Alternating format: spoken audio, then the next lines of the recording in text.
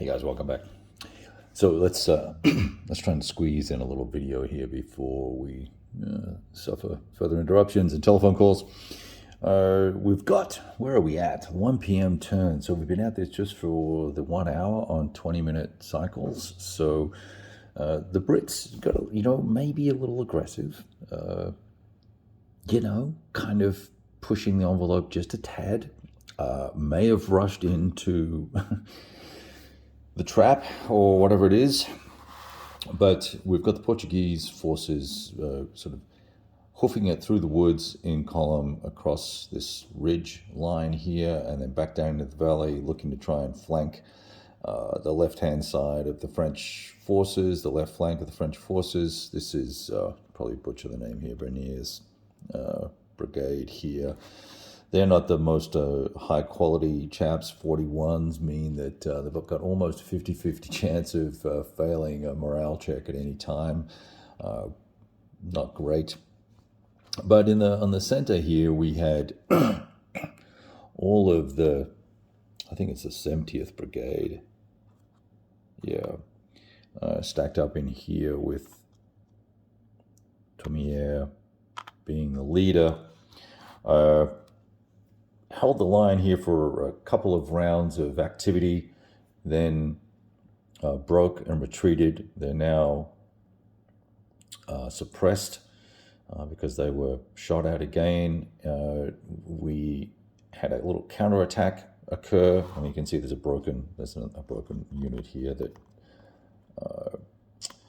is not doing very well either. But nevertheless, the Brits crossed the line. But we attacked and pushed them back.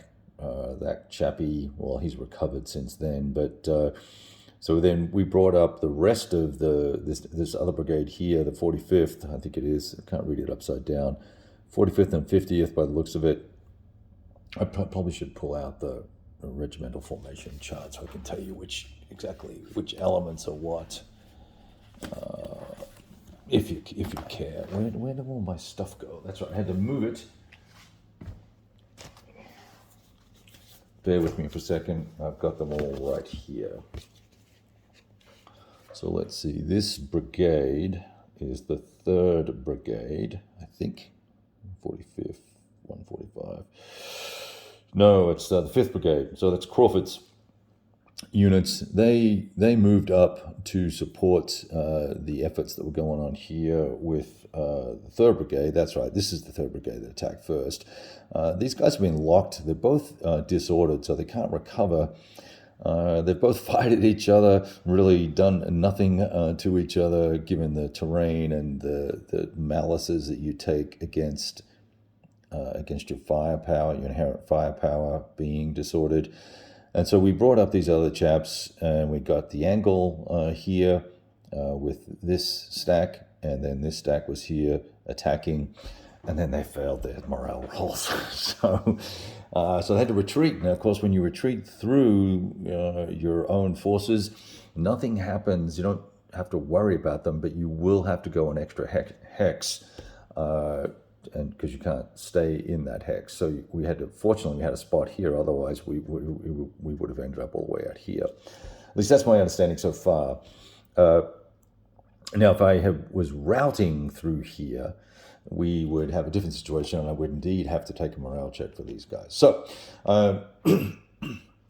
not great. I just got everything reorganized and got the lines all dressed and straightened up and got the artillery in place in the distance here. They were just close enough to be at nominal effective range and still be able to get a decent shot off. And then we've got these forces over on the right-hand side. Let me just zoom up over here.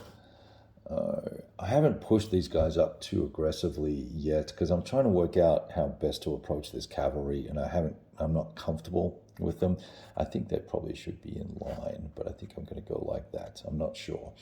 I'm not sure how I'm going to position them, but we'll see. Because there were some Brits that were looking to try and cross over this bridge, and then once we realized they needed to be in road march and there were penalties for that, we we stopped. And in fact, I think we didn't stop. They got shot and they died. We had to rout, and then they had to try and recover, and then they failed their route recovery. So they're eliminated. So the British have lost their first unit, which now means they can't achieve a massive victory, I guess. You basically have to not lose anybody to get a massive victory. So I'm still working this out, still coming to grips with some of the mechanics. The game's changed a little bit from when I played it back in the early playtest days on Vassal with Terry. Probably for the better. I certainly like the fact that we've got these smaller little markers that show me exactly what needs to happen when a unit is disordered, or if it's shaken or broken here, right? I can see it's -1 to the firepower, but it's a -15% on the morale rolls, and 10 for shaken and 5 for disordered. So it's just clean, pretty simple. You flip them over, and it's got this will have a shaken on the other side, and the B will have a route unit. So that all kind of works.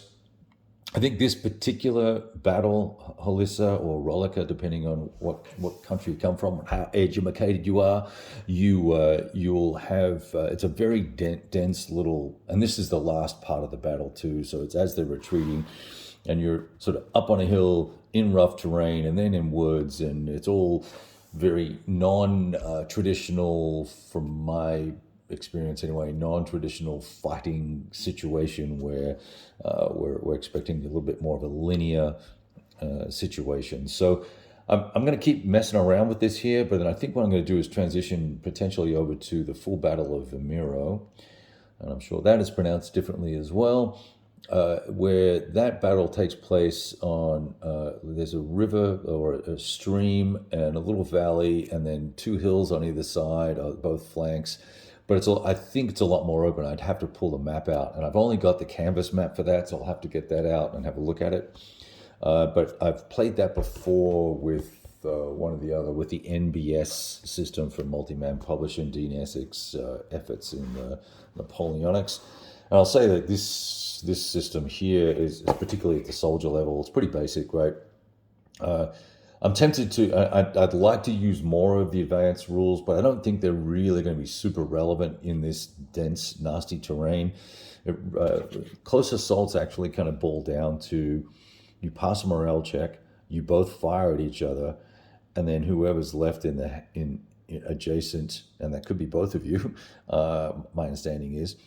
Wins. Now, so I guess if they don't take a result, they would both stay kind of locked in combat. Now, and so there's no actual clashing of swords or bayonets unless you're in certain types of terrain, like a redoubt or some sort of fortification or a village or something like that. And then you'll take your melee values or assault values, whatever they want to call them, at CVM or something like that. Where is the chart? I've got it right here. Yeah, combat value modifier, CVM.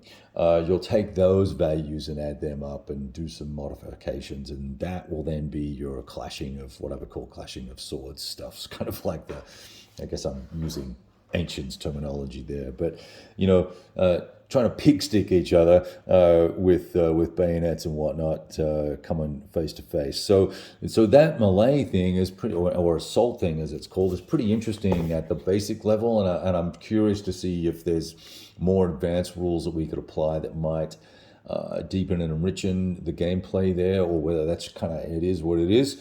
I'm also interested in working more out about the cavalry and how the cavalry will work together, or work, and how charges and countercharges work. I haven't really got to experience that here yet, mainly because I'm too chicken to do it right now with this little setup going on over here. So we'll get to that in a little bit. I'm enjoying the artillery. I like the way the arty works at the basic level. Once you get to the more advanced rules, then there's ammunition utilization and stuff like that. So it's just, and there's also fatigue for everybody as well. So once we recover here, you're not going to be able to just run back up the hill in 20 minutes later and not suffer any adverse effects and things of that nature. So really pretty interesting stuff going on here. We're just noodling around and messing with it. I'm really taking my time with it because, as I've mentioned in my blog posts, I am Unfortunately, reasonably busy at the moment, and it's really taken away a lot of my time for any gaming at all. This is all I've got going on at the moment, pretty much, except for some Vassal stuff.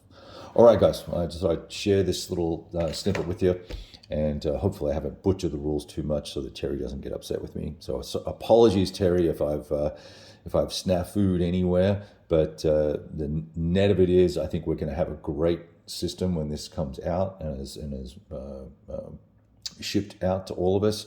I'll be looking forward to receiving my full and final copy of the game, and I'll be sending this back to Lock and Load Publishing probably in the next 2 or 3 weeks. I do want to try and get the Vamiro battle up and mess around with that a little bit if I can find time. I'll be leaving town Thursday, so and won't be back till Saturday or Sunday, so that'll be 4 dead days right there. Good opportunity to read some rules though. All right, talk to you guys soon. Ciao.